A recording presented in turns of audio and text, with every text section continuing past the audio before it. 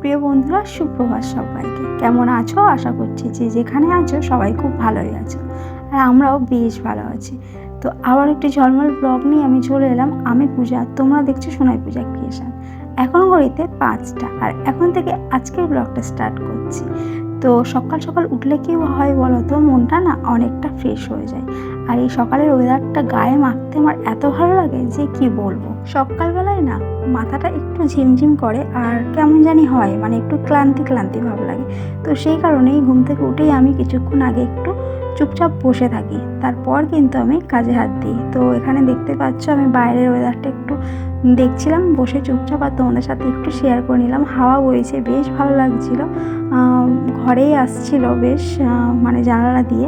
আর মানা কিন্তু এখনও ঘুমাচ্ছে, তার মধ্যেই আমি সব কাজ করে নেওয়ার চেষ্টা করব, বাসি কাজ যেগুলো। আর আজকে না দিদিভাই বাড়ি নেই, তো সেই জন্যই একটু তাড়াহুড়ো করে ওঠা আর কি। তো এখানে নিজের ঘরটাকে ঝাড় দিয়ে মুছে নেব, তারপর বাইরের কাজ করতে যাব। কেননা এরপরে আর নিজের ঘরটার দিকে আর তাকানোর সময়ই আমার থাকবে না। তো যাই হোক, দেখো এখানে আমি বাইরের উঠোনটা ঝাড় দিতে চলে এসেছি। তো উঠোনটা বেশ কিন্তু বড়, কিন্তু শ্বশুরমশাই বললেন যে সামনের টুকুনি কোনো রকম ঝাঁট দাও, কেননা মানা এক্ষুনি উঠে পড়বে, তারপর তোমাকেই লাগবে। ও কিন্তু ঘুম থেকে উঠে কারোর কাছে তেমন যেতে চায় না। ঝাঁট দেওয়া কমপ্লিট হয়ে গেছিলো, আর মানার খাবারটাও কিন্তু আমি রেডি করে নিয়েছি। তারপর কিন্তু মানা ঘুম থেকে উঠেছে। মানা এই কয়েকদিন বেশ রাত করে ঘুমাচ্ছে, আর সেই জন্যই একটু বেলা করেই উঠছে। তো কী বলো তো, সেই জন্য আমি কিন্তু ওর পাশ থেকে উঠে এসে আমি যে কাজগুলো করব তার কিন্তু হওয়ার নয়, ওর পাশে শুয়ে থাকতে হবে। মানে ও একটু একটু জেগে যাবে, আবার ঘুমাবে, মানে এমনটাই করে। তো তারপর দেখো আমি কিন্তু এই নোংরাগুলো, তাল কাঠ আছে তো সেটা দিয়েই আমি তুলে নিচ্ছি। হাত দিলে একটু কেমন বিরক্তি লাগে, তো সেই জন্যই।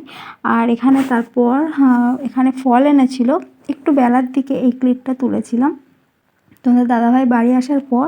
তো সেগুলো আমি এই যে বড় ঝুড়িটাতেই রাখা হয় সব ফলগুলো, তো আমি গুছিয়ে রাখছি। আর এই কলাটা দেখছো তো কেমন দাগি কলা, বাট এত মিষ্টি ছিল কলাটা যে কি বলবো। আমি তো দেখেই ওকে কেমন করছি যে এমন দাগ দেখে কেউ নেয় জিনিস, তো বললো যে তুমি খেয়ে দেখো। তারপর সত্যি করেই খেয়ে দেখলাম যে সত্যিই না, খুবই মিষ্টি ছিল। সবাই আমরা খেয়েছিলাম সকালের দিকে। তো তারপর মানাকেও কিন্তু খাইয়ে দিয়েছিলাম, যে 10টা সাড়ে 10টার দিকে যে খাওয়াটা ওকে খাওয়াই, তো রান্না করতে করতে এসে আমি কিন্তু খাইয়ে দিয়েছিলাম মানাকে। এমনিতে কি হয়, যেটা আমার ক্ষেত্রে হয় সেটাই তোমাদের সাথে আমি শেয়ার করছি, যে উনুনে রান্না করলে কি হয় জানো তো, মানে সেটা করতে করতে না আর অন্য কিছু করা যায় না। মানে একটু ধরে যাওয়ার ব্যাপার থাকে, জাল কম বেশির ব্যাপার থাকে, তো সেটা না আমি পারি না আর কি। তো সেটাই আমি বলছি যে ওদিকে রান্না করতে করতে আর মানাকে দুবার খাওয়াতে আসাটা কিন্তু একটু প্রবলেমের ব্যাপার আমার ক্ষেত্রে। তো যাই হোক, আমি কিন্তু সকাল সকাল নাইটিটা চেঞ্জ করে নিয়েছিলাম। আমি আর চান করিনি অত সকালে, কেননা ঠান্ডা লেগে যাওয়ার আমার একটা বাজে অ্যালার্জি আছে, ঠান্ডার ধাত আছে, তো সেই জন্যই। আর এখানে আমি কিন্তু সব কিছু কমপ্লিট করে চলে এসেছি 12টার দিকে মানাকে খাওয়াতে। তো এই টাইমে মানা অলরেডি ঘুমিয়ে পড়ে, বাট আজকে একটু রান্নার ঝামেলা, মানে বাসি কাজ থেকে শুরু করে সবটাই আমার ওপর ছিল আজ। ওই জন্যই মানে যেটা দুজন করি, আমরা দুজন মিলে করি সেটা আর কি আমার ওপর একাই আমাকে করতে হয়েছে। তো সেই জন্যই একটু টাইমের এদিক ওদিক হয়েছে আর কি, সেই জন্য মানার খাওয়াটাও একটু লেট হয়ে গেল। তো যাই হোক, কিছু করার নেই। আর এদিকে মানা খেতেও চাইছে না, আর এই এত কিছুর পর যদি মানা এত দুষ্টুমি করে খাওয়ানোর সময়, তখন কিন্তু আর ধৈর্য থাকে না, সত্যিই বিরক্তি লাগে, সত্যিই রাগ হয়। বন্ধুরা, এমনই তাড়াহুড়োর মধ্যে আজকের দিনটা কেটেছিল। তারপর একেবারে চলেছিলাম সন্ধ্যের টাইমে, এর মধ্যে আর কোনো রকম ভিডিও করার মানে ইচ্ছেটুকুই ছিল না আমার। তো যাই হোক, দেখো এখানে চা বসিয়ে দিয়েছি, সবাই এখন চা খাবো, আর ওর পাপা সিঙ্গারা নিয়ে এসছে।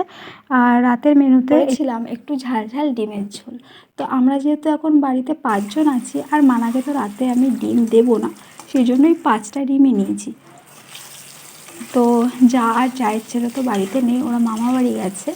তো যাই হোক, এখানে 5টা ডিমই আমি ভালো করে ভেজে নিচ্ছি। আর এই ভাজাটা না ভালো করে না ভাজলে ঠিক দেখতে ভালো লাগে না, আর একটু কড়া করে হলুদ লবণ দিলে দেখতে বেশ ভালোই লাগে। আর বন্ধুরা, আমার মানা এখন এত মা প্রিয় হয়েছে যে কি বলবো, সবসময় মা মা করতেই থাকে। মানে একটু যদি চোখের আবডাল কিছুক্ষণ হয়েছি, তাহলে তো খুবই কান্না করে। আর বিশেষ করে ঘুম থেকে উঠে বাচ্চারা তো এমনিই মাকে দেখতে চায়, আর আমার মা না যখনই আমাকে দেখতে না পায়, মানে আমি ধরো অন্য কাজে আছি, তখন কিন্তু ভীষণ কান্না করে আর ভীষণ ভয় পেয়ে যায়, কেন জানি না একটা ভয় পেয়ে যায়। বাচ্চারা এত মা প্রিয় হলে কিন্তু মায়েদের সংসারের কাজ করতে ভীষণই প্রবলেম হয়। তো যাই হোক, দেখো এখানে মশলাটাও আমি আস্তে আস্তে সব কিছু দিয়ে কষিয়ে নিয়েছি। তারপর আলুটাও কিন্তু আমি ছোটো ছোটো করেই কেটেছিলাম। দেখবে এভাবে ডুমো ডুমো করে আলু কেটে ডিমের ঝোল খেতে কিন্তু বেশ ভালো লাগে। আমরা কিন্তু প্রায় এই ডিমের ঝোলটা এভাবেই করে থাকি। আর এখানে দেখতেই পাচ্ছ ডিম, মানে ঝোলটা ফুটে গেছে, আর ডিমটাও আমি দিয়ে দিয়েছি। তো বন্ধুরা, আজকে মেনুটা কেমন লাগলো অবশ্যই কিন্তু জানিও।